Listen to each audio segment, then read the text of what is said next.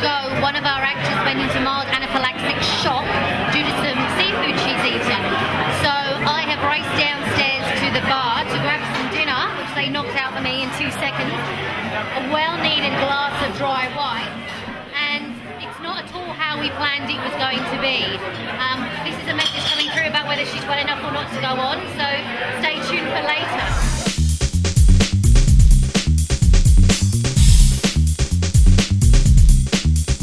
Emma, you have a long and varied career and you keep coming back to theatre.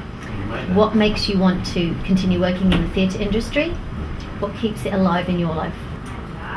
Really, I guess I can offer no other answer than just some kind of crazy innate compulsion to create and perform work. And if I'm not creating it myself, you know, to be involved with works that are unique and pushing boundaries and subversive and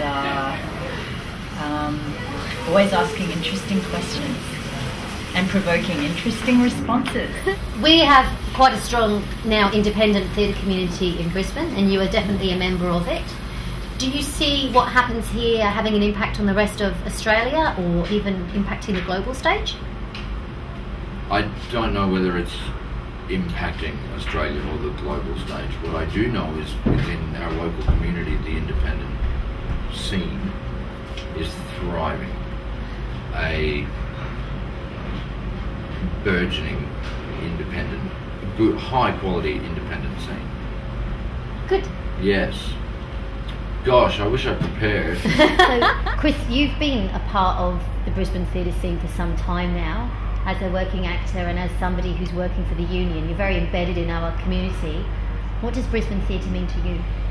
Well, I probably spent more time in Brisbane as a union official before going off to study and coming back at the end of the year before last. So, what I've always found about it as an actor since coming back from uni is that it's an incredibly supportive and nurturing environment. It's very easy for people who are just starting out to get a break, such as to play a role like Michael in the Pillowman. People are prepared to give you that kind of opportunity. Being in Brisbane is about coming back. For me, it's about coming back and finding a new sort of passion and energy and drive in my personal work. But what I found is that everyone around me is in the theatre industry in Brisbane is just amazingly supportive and amazingly passionate and amazingly energetic and driven. I've not seen in the cities that I've worked in before this amount of dedication under pretty difficult conditions a lot of the time.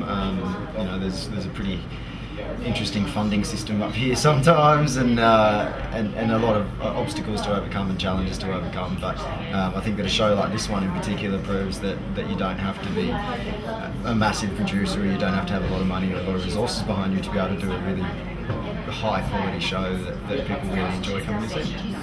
Rob Thwaite, second time of working with 23rd Productions. Now, we love you because you've got a very broad background of training and styles of theatre. Is it a question of you prefer one thing to the other, or do you find that you're utilising all your skills now? Well, I'm finding that all of my different skills are starting to converge into a single practice at the moment, which is kind of a bit of a goal of mine. And even though I like doing a lot of stuff which is very movement based and quite physical, it's hard to sort of separate theatre and dance. But for me, it's all about telling stories, and I feel that I don't want to be doing them in an abstract way. You know, I want to be telling stories to the audience. So physicality and you know, storytelling. It's all becoming one thing.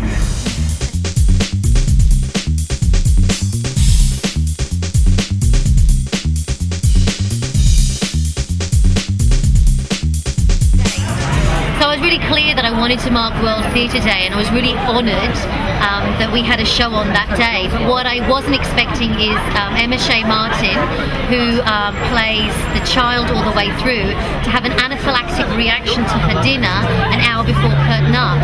So whereas I anticipated being able to mingle amongst our audience for some time, I was on standby to go on tonight. So So it's been a bit of a fraught experience, but I think it's actually perfect. First of all, I should tell you that Emma's very fine. She's seen a doctor, she's taken some medication, she's a true actress, and she's on stage tonight with me. So Emma Shea Martin, you were very, very ill an hour before curtain up. Why do you do this? Why do I do this? Wow, this is a very good question. I do this because it's important. I think the arts are really important to be accessible to everybody, and as a performer we provide that entertainment and that space, that live space, to allow people to imagine the world differently. And she's a true professional because she's battling on through and we love her.